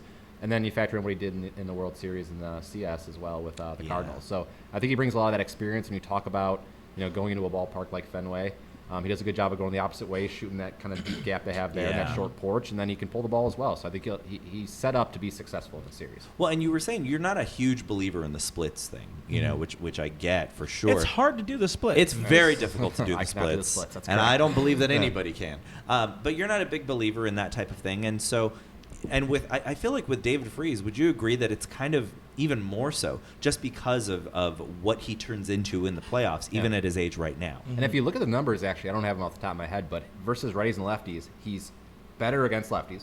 No denying that. course, But yeah. the numbers aren't that far off. Yeah. So he's been very good against left-handed pitchers, but he's also been pretty good against right-handed pitchers as well. Yeah. So I don't feel it's a situation where you say, I don't know. It's not Jock Peterson. Yes, it's not Yeah. 285 to 135. It's not like, Yeah. okay, this guy can't hit a right-handed pitcher. So Yeah. I feel comfortable if he does stay longer. It helps that the Dodgers have a very deep lineup and deep bench that can bring guys off the bench. Yeah. I was just in Game 6, not to, Roberts has reasons for everything. I'm not questioning any of his decisions, but when they took him out of the game, it was to move the pitcher spot one spot in the order. It wasn't like, okay, we're completely flipping the lineup here. So I'm like, Yeah. we're saving one spot in the order and taking out the only guy who has an RBI in this game. So Yeah. Yeah. that was the issue I had with it. I would just like to see more at-bats for him, and I think he will get more at-bats, and it sets up well for him. Yeah. So Indigo Danny wonders, or he says, we got to re-sign Freeze this offseason, no doubt. Do you guys feel the same? I think they have a club option on him, actually. Is that what it is? Yeah, it's a pretty cheap one as well. I'd be Yeah. very surprised if he wasn't back to the Dodgers next Yeah. season. There you go. Which that's a great re-sign right Oh, there yeah. too. Yeah. In that sense. Another guy I would kind of assume over, you know what? I'm not going to talk about the whole Machado coming back thing because it hasn't been brought up this time. At least not. And basically the lifespan of our show, it's been the Dodgers need to go get Machado. Dodgers got Machado. Now we need to sign him. We're going to sign him. Yeah. So like there was a point where we completely banned it. With a lot of, we need to sign a bunch of bullpen guys. Yeah. There was a Yeah. big part of the and middle of the starters, season like with we were that. talking about. Yeah. Actually, that was definitely before the cast. Yeah, Sadly, that's starters. true. Oh, we need 38 starters to get Yeah. through the season.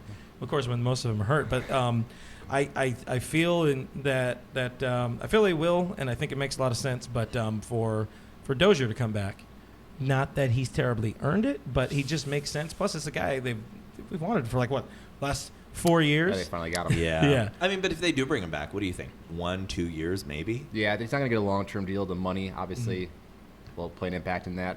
I think Mhm. with Dozier, where he struggled, and Orwell and I have talked about it a lot, is he's such a heavy pull hitter Mhm. that the shifts really mess with him.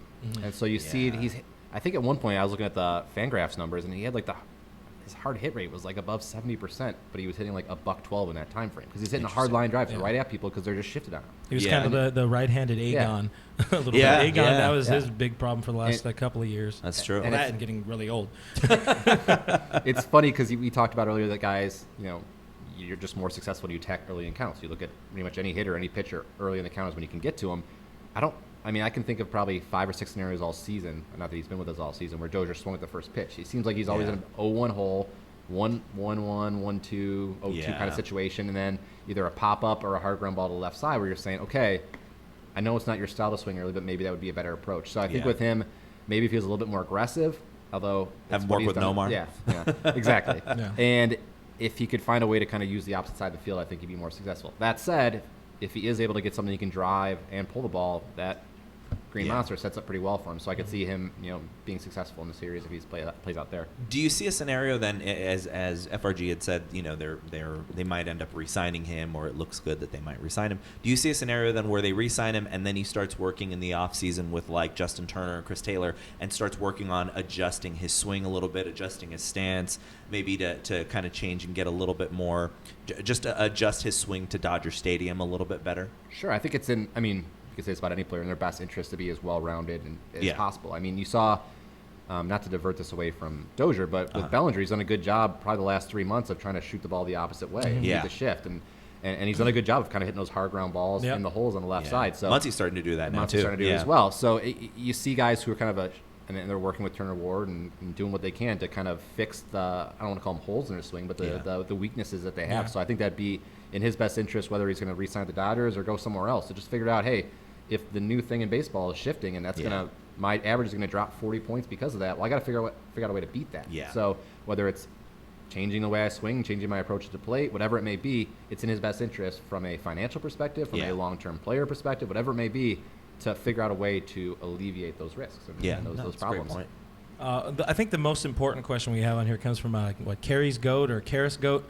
Y'all got Minecraft? I don't. We do not have Minecraft. Nope. Do not. I'm sorry. That Play almost, the show. He's like, wait, they said no. I better say no. Play it every day. No.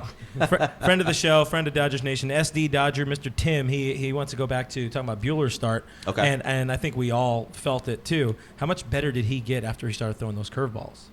That was like huge. Yeah, that was really impressive. I mean, did you have some numbers on Buehler? I don't have numbers on it, but I was a nervous wreck on Saturday. So let's not same. into that. But That was a nightmare. True Dodger fan. Yeah, you can You're usually a true tell Dodger fan. how I feel about a game by how much I'm tweeting stats during the game, stuff like that. Because if I'm feeling good, I'm like, fire off some stuff, and then I'm like, I don't want to tweet this because it could go bad. But if you look at his best starts this season and when he's been the most successful, it's when he's been very successful with that curveball. I mean, obviously he has an incredible fastball and it can beat guys, but I don't even know who said it, but you can time anything basically in Major League Baseball. So if you're just relying on the heat, it's not going to get the job done. When you can mix in a really sharp curveball and throw it, whether it's up in the zone or down in the zone, mix up your location, and then mix in that fastball, kind of ride it on hitters, I think it's a pretty tough combo to beat. So when he's confident, when he's throwing that well, if you look at some of his best starts is when he has a high strike percentage with that. He's getting a lot of guys to chase out of the zone after the fact. So I think that was key to that start is having that curveball available for him both throughout the game, but also early in the game, so he felt confident with it. Well, and Buehler has multiple plus pitches, right? He's plus everything. I'm pretty sure it's the Buell Dog like 4 or 5, something like that, right? It's pretty impressive. Yeah, he's got a large repertoire of pitches. Yeah, and if like I said, if you break out his best starts, it's the ones where that fastball curveball combo have been just phenomenal for him. Yeah, it felt like in game 163 too against the Rockies that's exactly what he was doing. They were off balance all night. Yep, that one and the St. Louis game in St. Louis where he was dominant. Where at one point I was like, this is like no hitter type stuff. And actually Joe was out doing football that game, so it was Charlie calling. I was in the booth, and Joe was texting me. He's like, this better not be a no hitter. This better not be a no hitter. So no, but it's that type of stuff where when he has multiple pitches working for him, and not just in general, but early when he has that established, he has confidence in anything that he throws. Hey, I can get you out with whatever I want. That's when you have the best Buehler. Wow. And he's almost that is your Buell Dog. I'm telling you, it's got people just. I think people don't fully get see Bulldog. Hershiser was the Bulldog, and he was very good. So then we got the Buell Dog. Anyway, back on Dozier. Nerdy Dodger says that he just got to throw up more horns. Throw up more of the horns. That's fair. I can see that. Oh wait, no, he does. I think he did that one, right? Is that what Isn't Dozier's that done? from Moose? Isn't that from Mustakis? I don't know. He's not playing baseball. We can take it. He's done. Hey. Well done. There's actually a good question on Periscope, or a good observation.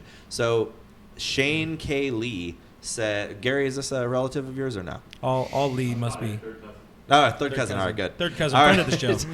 He says Boston is the 2017 Dodgers. Mm-hmm. Easy regular season, cruise to the World Series. The Dodgers have been fighting all year. What are our thoughts on that having a bearing or an impact on the World Series? Yeah, and going a little bit deeper, you actually looked, there was a point, at one point they were actually on pace to beat the Mariners record in terms of 116 wins. Yeah, so they hit kind of at a lull, I would say. Right around the same time the Dodgers exactly, hit it almost last year. identical Yeah. when the Dodgers hit. So it's literally like the same type of season. So there is some aspect to that. I don't want to put too much weight in, hey, the Dodgers went through a grind, but I mean, March 16th, they were 16-26. They were, I believe, 9 games back in the division. They had just gotten swept in a 4-game series at home against Cincinnati and lost 2 in a row to Miami. Yeah. And all signs were. Oh wait, Yeah. there it is. well, it was yeah, exactly. Yeah, that was all things weren't signs great, pointing and to- they found a way. Yeah. And they found a way. At that time, it wasn't like, oh, well, the pitchers just started pitching better and they started hitting. No, I mean, they did start hitting, but Yeah. at that point, they still had an injured Rich Hill and injured Ryu, and they just found a way to get it done. Yeah. So I think was the depth, the famous they're- Dodger depth. They're battle tested. I think they've been through it. They had to grind out to 163. I mean, they went to that Giant series basically saying we have to win all 3 of these games. They did. Yeah. They went to that game. We got to win this one. They did. Yeah. And then they've played well in the DS. They got it done in the CS. So they've kind of been through the trials and tribulations. Yeah. So I could see that being an impact where this Red Sox team hasn't been tested. I will say, and this is a joking perspective, We don't do funny. on please do not. Don't do anything to antagonize the Red Sox, because every team that does that, just like Yeah. the Yankees with Judge and playing New York, whatever it was, by the dugout, and then they sweep them right out of the this. playoffs. Let's Yeah. hope Puig Yeah, has cut Alec the crunch. Bregman. Bregman, Yeah. the Instagram sort of thing, and then it's like just play baseball and, Yeah, and win the show game. up like, and do your like damn beat job. them, beat them in Boston, Yeah. flip the series, take home field advantage back, get on your bus, get on your plane, fly back home, and then beat them in LA. Yeah. Just do it, win the World Absolutely. Series, hold the trophy, and then Buehler can drop every F-bomb he wants on a Absolutely. hot mic. Absolutely. Just nothing but positive things. Yeah. We have a lot of respect for the Red Sox. They're a great team. And- This is going to be a tough series. Yep. We just want to go out there and try and win these And games. Utley can get one last world effing champions. Drop the mic. I like Douglas Mendoza says Freeze will win us a ring. Remember I said it. So if we don't, blame him. Douglas freaking Mendoza. How Timestamp dare you? Blame I him. need to know. So we've talked a lot about a lot of different things, and Javi over here, Javi Mendez says, "How refreshing has Madsen been?" And how do you agree? He's not talking about my Voldemort. We got a longtime listener of the show here, but yeah, I guess let's stick with Madsen, and Randy agrees with that. Amen to Madsen. I think every Shocking. single one of us was like, how did this do? Who did he steal to get on the Division Series roster? Yeah. And he has not done anything wrong. It's all those fans at home that, on wood. I mean, this is not knocking any fans. I do the same. I said this, why is Ryan Madsen on this playoff roster? But Hey, don't knock his wood around. the Stop reaction, playing with Gary's wood. Sorry. the reaction was, what's going on? Yeah. It just shows that front office kind of like know what they're doing. And Yeah. I mean, Somehow. you talk about the experience of pitching in those moments before, and I think Rick Honeycutt's an extremely good pitching coach. Yeah. And I think what they're working with him is, okay, you need to focus and feel confident in your pitching repertoire on these certain pitches, eliminate this, work with this. And I think they basically said, like, this is what you need to do to be successful with Yeah. us. And he's done it. And he's been very, very good. And he's gone from a guy where I'm like, I don't know, this is regular season. I don't know if I want him in the game. Or if he's coming in and we're probably down 5 runs, whatever it may be, to a guy where I want him pitching in high leverage situations. So it's kind of funny, kind of like you mentioned Voldemort Baez earlier. Yeah, you're you know, a afraid to guy, say it. You can say his name. a guy who, you know, we weren't. You're almost on yeah. the banned list, though. I'm saying it so many times. Amanda will straight kill you. She will throw you. She will burn a picture of you, and you're gonna Speaking be of part her, it. she says Dozier did not ever do the horns. So Thank you, Amanda. See? Thanks, Amanda. Friend But of the show. not to pivot too much back to the bullpen discussion we already had, but you're talking about my top arms out of the pen, at least in my opinion, besides Kenley, obviously, are Never heard of him. who? I'm Ferguson. a Takashi Saito guy through and through. Turd Ferguson. Turd Ferguson. Ferguson, Yeah, who it's funny. minor leagues to start the season, spot start. I thought we'd never see him again. Yeah. Okay, Floro, we made that trade, and it was kind of a okay, cool. Win. Dylan, okay, who? Yeah. We brought Yeah, him back. Okay, exactly. that's cool. What's he gonna do for us exactly? Madsen, who we look at the numbers when you trade and say, okay, I kind of get it, but okay. And Yeah. then who am I missing? I leveraged it. Oh, Axford. Right? No. Independent. They got Maeda. We haven't talked about Maeda. Oh, then you're talking about the moves that we made. No, Jose. Or sorry, Julio. Yeah, Oh, oh. sorry, Jose. How Julio. they all dare work. you, sir? Julio. See, you got Julio as well. This is the Another last guy time who- on this damn show. A guy Who? Milwaukee over here. Damn hose B over here. Julio, who pretty They much teach rehabbed you all that kind of season, filth at Yeah, no. Point? Well, here's the thing about Julio Urias was we half talked a beer about and I him. call him Jose. Yeah, exactly.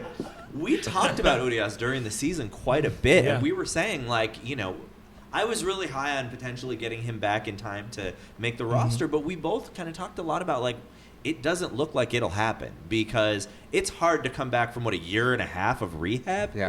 and then pitch enough in September. But he kicked the drugs, he kicked the habit, and damn is he doing it. Oh, wait, I'm getting word wrong rehab. My apologies. No, I mean, he came in and he looked solid in September, even though there was a lot of worry, even up until the NLCS, that it was like, well, you know what, he can't pitch on back-to-back days, and we need a guy who can do that. Well, apparently he can pitch on back-to-back days. Yeah. Apparently that's not an issue anymore. And for the record, I chose first name because I've said his last name like 100 times, never correctly.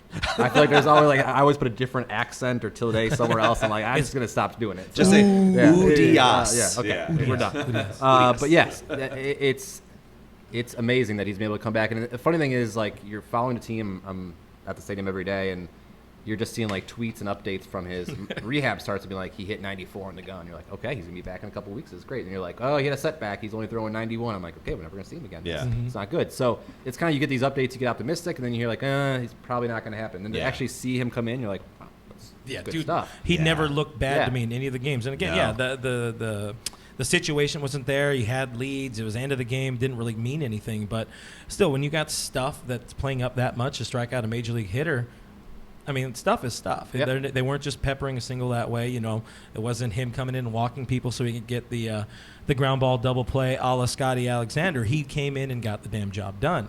And that just played up so well. Plus, he'd been there. He gave his back in the day Cubs a lot of hell. Eventually, the Cubs ended up winning that series and winning the World Series that year. But I mean, he was so good right then, and I love the dude on the roster. I think bringing him on was the right move. So suck it, Bergman. He wasn't on board with it.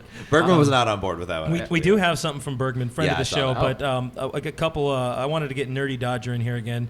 She talks about. I think it's a she. I'm pretty sure. Yeah, Nerdy Dodger is she. The dangers of hubris. So you guys watch the name usage and all that. Be careful. Oh, we're not. We're the ones talking about not giving bullpen or bulletin board material to the Red Sox. No, just generally. Keep it humble. No, I mean literally using the ball players' names when I'm too. Do you afraid. imagine a whole podcast without names? Oh, that would Number be terrible. 25. We sound like one of those old All right, videos in the Andy.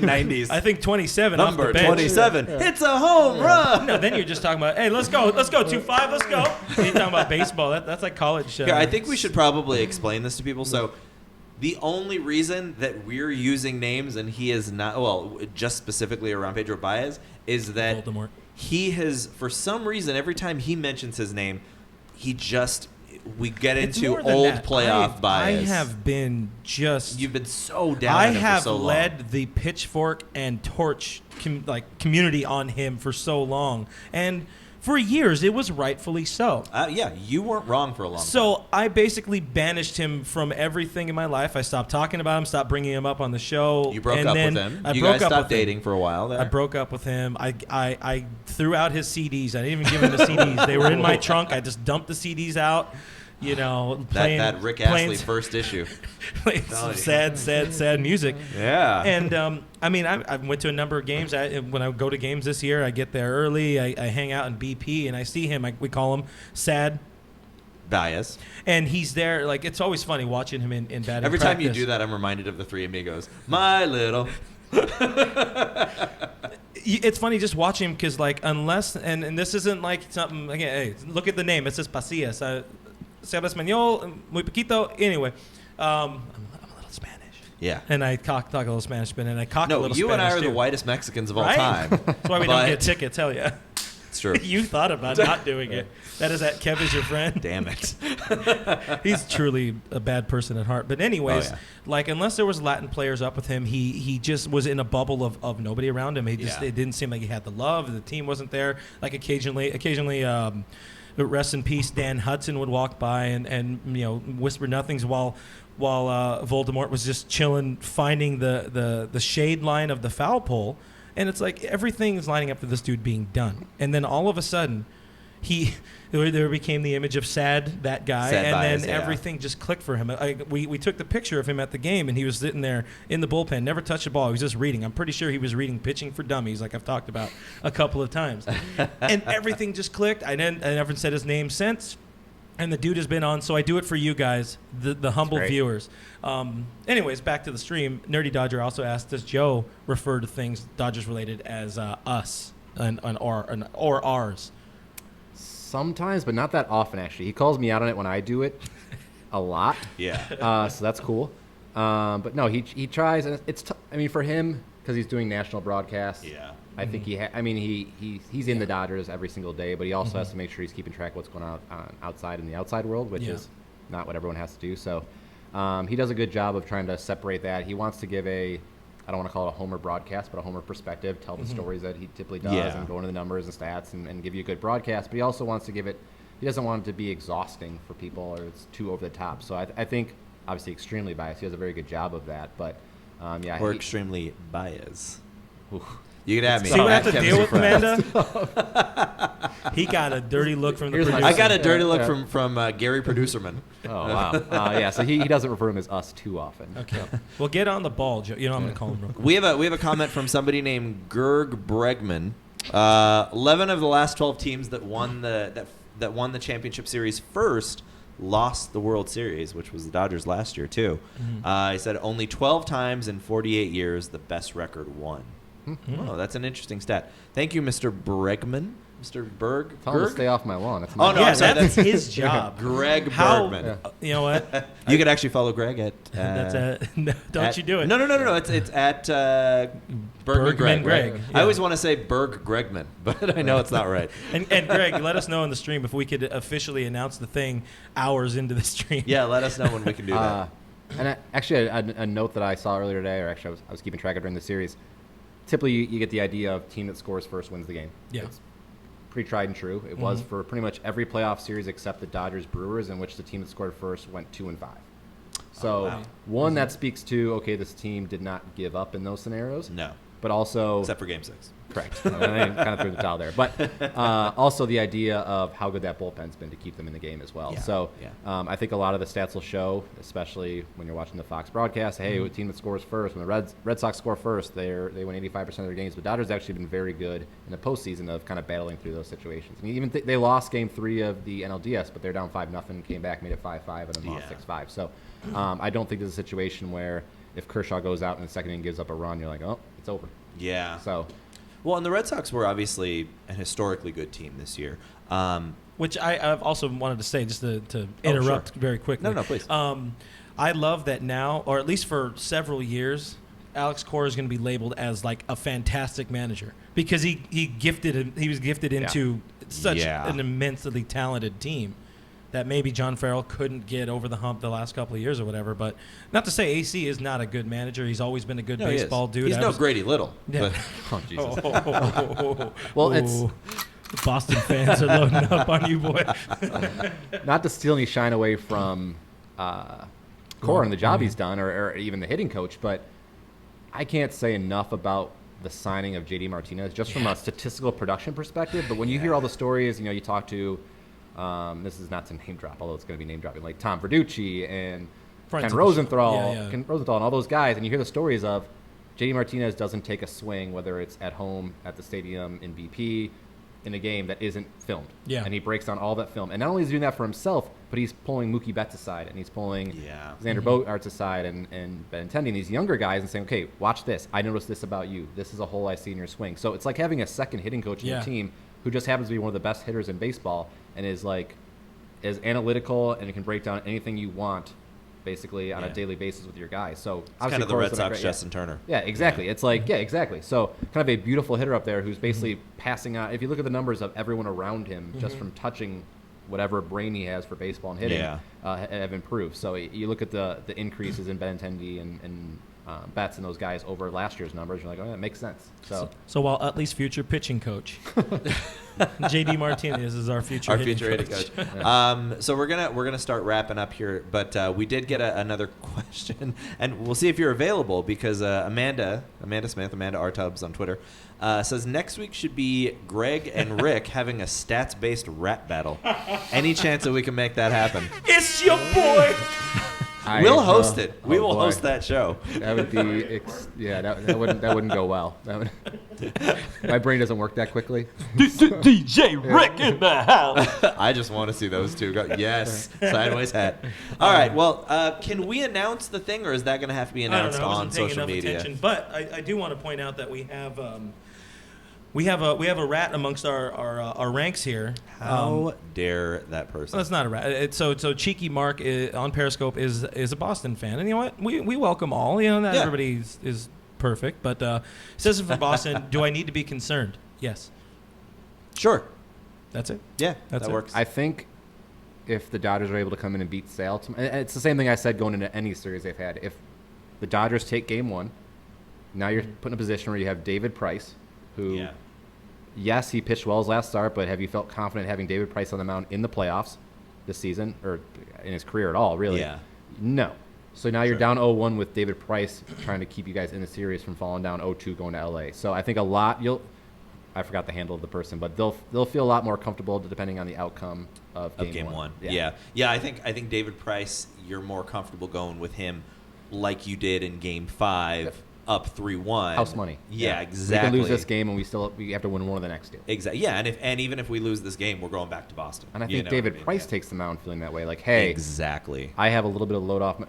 If he you says give he doesn't him pressure, feel, if you give him pressure, and I hope he's not watching, but if you give him pressure, he hasn't performed to the best of his ability. Yeah. And I think if he's in a situation where it's 0-1 and now you're looking at it like, okay, I need to step up. We have to hope that trend continues. Exactly. Yes. Okay, so we don't have the official word that it's going to happen, but it looks like we are going to be most likely hosting a gathering. Okay. FYI, and maybe there we can have an epic stat battle. I don't know that I want that. I want to see that I just live. make stuff up. I don't know. Do you think half the people get it? No. Going to talk about Chris Taylor's 100 home runs this season. I like that Berkman does point out that Rick gives me 3/4 of my stats anyway. Said, but I think I got him with the speed rapping. All right, Oh, yeah. Greg, you're going to have to prove that to us. He's a speed rapist. Rappier. Not touching that. All right, so we are going to go ahead and wrap this up, but join us Friday, and we'll put out more information, but we are going to have a live watch-along party. We'd love to have all of you guys out there. You'll get to, here's the biggest thing about this, you will get to meet Fat Ryan Gosling in person. FRG will be there in person. And I am signing only thighs. Oh, Yeah. baby. Gentlemen thighs. Yes, only men's thighs. And all Justin Turner merchandise I will sign as well. Yeah. I'm going to take Greg's thing because he's the ginger hair guy. So I'll also be doing signings. Bring your Chad Fonville jerseys. I will sign all those for Chad because Chad's not doing anything right now. I Getting may a lot be of there. love. I have a child signature, so no one wants it. But, sure. And we'll only sign in Crayola. Only in Crayola. All right. Yeah. Thank you guys, everybody, for staying on here. We really appreciate it. It's been a lot of fun, and we'll continue trying to do this as many times during the week as possible, in addition to Greg Bergman's DN postgame after every game. And hopefully, are we doing the Clinton Clint pregame? Yeah, we should have a pregame. I hope I said Clint twice. Clint and Clint, the two Clints, one pregame. Yes. That should be tomorrow, where we'll probably have even more stats for you. And I think I'm just going to bring Rick home so he's there. Yeah, he lives with you now. Yeah. So. Whittier's a nice place. I'll just put you on the email chain. But thanks for hanging out. We'll see you guys soon. Thanks so much, Rick. We appreciate it. Thank you. And again, that is at Kev is your friend. That is, go ahead and give him your Twitter I handle. think it's at Rick_K21. He picked it from the Did you heart. hear how enthusiastic I was saying that? Yeah. I was like, We gotta change It was that just to- shame. I was like, oh no. We gotta change that to at Pickle Rick is your friend. There it is. Yeah. Yeah, we're great at the Instagrams and the Twitters. And this is at Real FRG. Thanks for our producerman, Mr. Gary Lee, I should say, hanging out with us all night and bringing the water along. Yes. I'm also Real FRG. We'll see you guys next time. Good luck. Go Bye, Dodgers. Felicia. And that's going to say that, and that's going to go away.